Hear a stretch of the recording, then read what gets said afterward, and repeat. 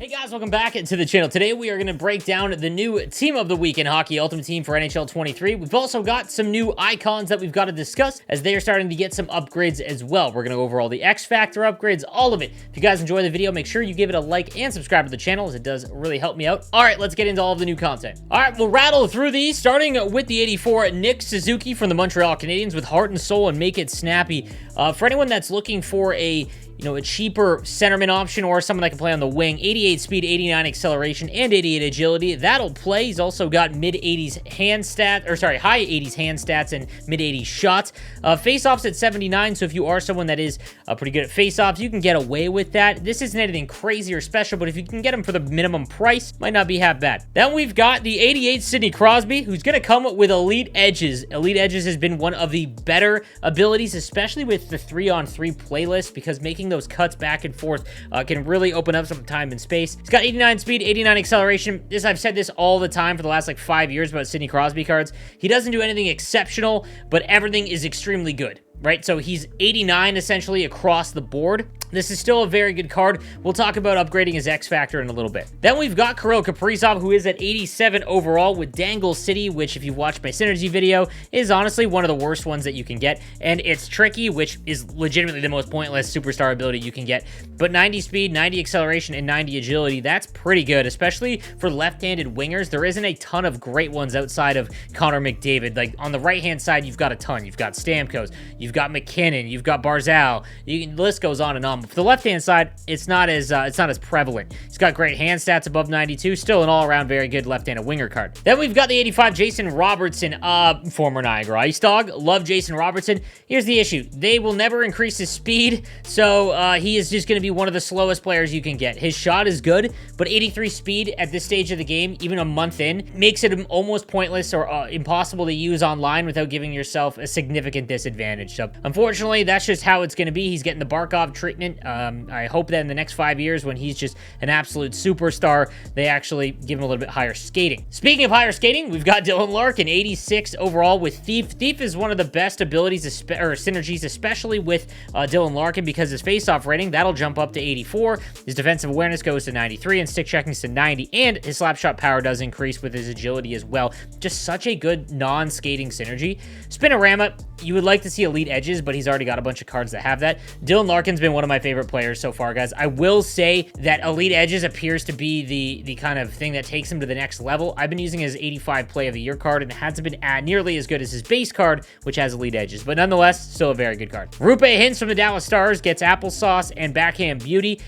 Just, again, great size for a centerman. 79 in the draw. If you are good at the center or at face-offs, then you're fine. 86 speed, 85 acceleration, and a mid-80 shot. This will play because of his size. If you've been watching my No Money Spent series, you've seen me use Anze Kopitar, and you can really hold on to the puck for a long time with the big players, especially centermen. So Rupe Hintz, not terrible. Bo Horvat, sneaky 89 overall in the face-offs. 85 speed, 85 acceleration. The rest of him is not all that great, but the 89 on the face-offs, that'll play. So if you are looking for a centerman, if he goes for the bare minimum of what 84s are going for, which is around 9K, yeah, this is a fine card to use at center. Ryan Nugent-Hopkins comes up next with Magician. I don't mind Magician. I think that it's much better than Dangle City, but Third Eye is kind of pointless in NHL 23. 86 speed, 87 acceleration, just very ho-hum, because, he doesn't have great face-off rating. He's okay at skating, and he's not big, so it's whatever. Martin Necas, who's been blowing up this season, finally getting his kind of like boom year. 88 speed, 88 acceleration with 6'2".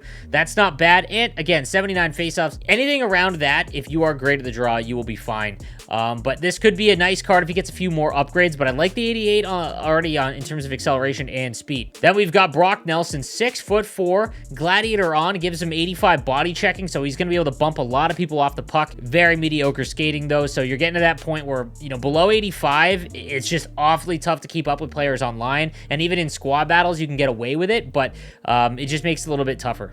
Jonathan Taves, I actually like his 82 Hut 23 item better. He's always very good on the face-off dot, but he has quick draw on the 82 version. I'd rather have that than this one. Quick pick is nice, but you definitely want that quick draw ability. Then we've got Jeff Skinner with Bombarded. Man, the Sabres are just having such a great season. You love to see it. 87 speed, 88 acceleration for an 82 overall. That's okay. If you can get him for the extreme bare minimum, nothing wrong with that. I'd still rather have Taylor Hall, though, if you're looking for a left-handed winger. On to defense, we've got the 83 overall Hampus Lindholm, 6 6'4" with Workhorse makes him sneaky good for players that are looking for an upgrade on defense if you're free to play especially. 86 speed is tough on the back end, but in your own zone, having someone that's 6'4", that'll definitely play. 86 defensive awareness, 87 stick checking. Again, for anyone that's no money spent, this could be a nice card for you. Braden McNabb gets one with Spark as well as Seeing Eye. 85 speed, 87 acceleration with Spark activated. Does get 4 to body checking as well. Right-handed defenseman, I think there's a lot more options. Just off the top of my head, like Tony D'Angelo's one that you could grab. Even that 85 Chris Chelios. So I'd probably avoid this one. Josh Morrissey comes up next with Workhorse. Again, 88 acceleration. I do think that acceleration on defensemen is more important than speed, because if you lose the puck at the blue line, it's those first few strides you want to try and get back. I think that they're a little bit more important. Is 6 foot, so he's not big, not that big. 82 body checking is okay. I'm not a huge fan of in reverse either, so it's kind of a mediocre card, but the left-handed defenseman at the low end, I'm talking like the no money spent, you're trying to replace silvers and golds, this could be decent just because 88 acceleration if you can get Workhorse activated. Neil Pionk is next, a Evo card alumni from last year. Gladiator on him, 87 speed, 87 acceleration. That's not bad. Again, if you're someone who is just trying to replace the bare minimum, that's fine, but nothing else you can really say about him. Vince Dunn has Bouncer and Protector. I do like Protector as a synergy, especially on defensemen. I think it's a great combo.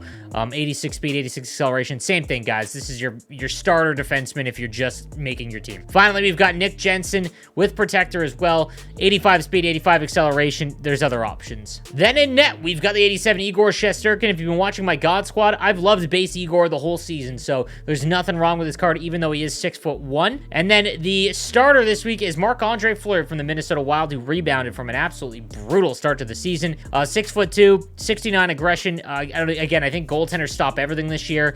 Distributor, probably not a synergy you want over some of the other ones, however, so there it is.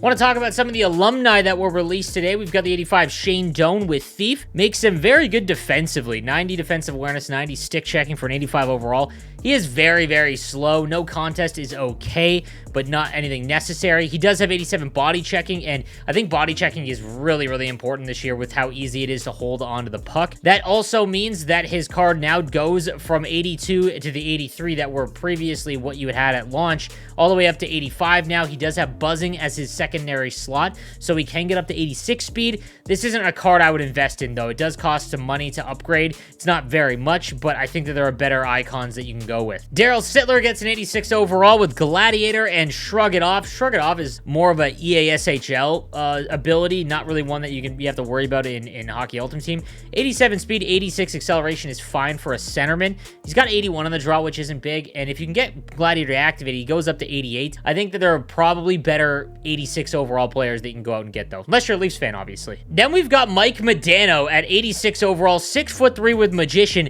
Modano cards are always some of the best icons every year. 90 speed, 90 acceleration with 88 agility with Magician activated. He's just a very good all-around card. You can throw him at center with that 81 on the face-off dot. I do want to talk about his icon card, though, because it might be one of the best ones that you can get in the game, because at tier 4, when you upgrade him to 86, he gets Fly the Zone as well. So you're talking 92 speed, 90 acceleration. You get Gladiator on there, and you get his body checking up to 82. His defensive awareness is 93, and then he's got gold elite edges. Like, this might be the play, guys. I don't know how much I would spend, because it is going to cost a few, 15,000 coins to go up 1 is actually a really good value, and then at 2, again, you could use 1 power-up collectible for 25. So it does have some cost to it, but this is basically X Factor Dylan Larkin, and he will keep going up throughout the year, but man, 150, maybe 200,000 coins at the absolute most, because it will cost a lot to get there, or even trying to make an 83 overall icon. There are a lot of them, though, so I wouldn't recommend that, but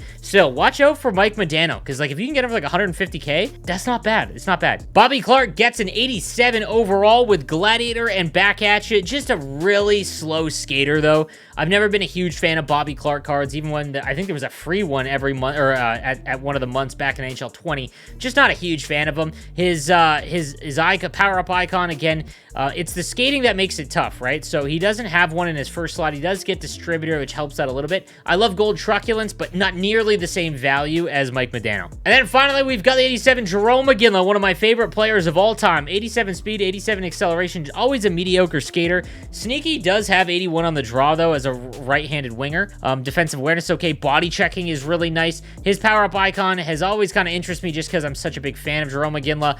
Does get Spark in his next slot, so it helps out a little bit. You can throw Thief on him in that first one, and you've got a pretty good card all the way around, although Big Rig, it's not bad in this game. You can, if you hold X or A when you're driving the net quite a bit, which you can do in this game, Big Rig is nice. I don't know if I like it for the point cost, and Schneip has been hard to quantify, but I mean, I don't think he's nearly worth the cost, but again, Medano, I think, would trump him easily. And then lastly, we've got the Play of the Year, Timo Meier, who had an unbelievable goal in that loss to Anaheim. I mean, it is what it is. Relentless is a good one fitting for, you know, his Play of the Year, but obviously not extremely good in this game. 85 speed and acceleration. He's always just such a slow skater. It sucks, but as a Sharks fan, I am going to get this card and put him in my all-time Sharks team. All right, now let's take a look at some of the upgraded X Factors that did receive their next tier. We'll start with Sidney Crosby. I mentioned that he's just kind of mediocre, or not great at everything. I don't want to say mediocre, not great at anything in terms of his attributes. Silver Elite Edges, Backhand Beauty is kind of sneaky for the cost, and Unstoppable Force is nice.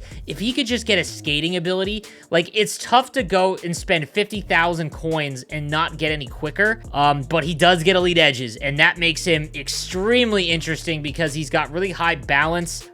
So again, he's always one of the tougher ones to kind of give feedback on. I don't know if I would spend the coins on upgrading him, but he is very good. Then the legend, Dylan Larkin, he gets his 86.